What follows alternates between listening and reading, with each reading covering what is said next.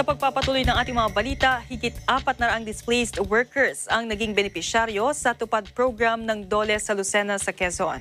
May detalye si Ronald Agbaya. Muling ipinamahagi ng Quezon Department of Labor and Employment o DOLE Quezon ang sweldo ng mga benepisyaryo ng DOLE Tupad sa ginawa nilang pagtupad ng tungkulin sa kanilang barangay sa loob ng 10 araw na pagtatrabaho mula alas 8 ng umaga hanggang alas 12 ng tanghali.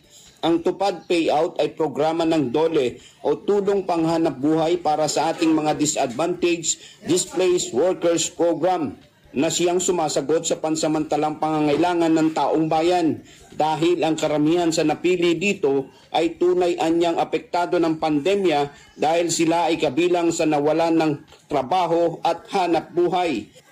Lubos ang pagpapasalamat ngayon ng mga Lucinahin sa patuloy na pag-agapay at sa mga ayudang ibinibigay sa kanila ng lokal at nasyonal na pamahalaan. Mula dito sa Quezon Convention Center sa lungsod ng Lucena, lalawigan ng Quezon, ako si Ronald Agbaya para sa Eagle News. We live in interesting times.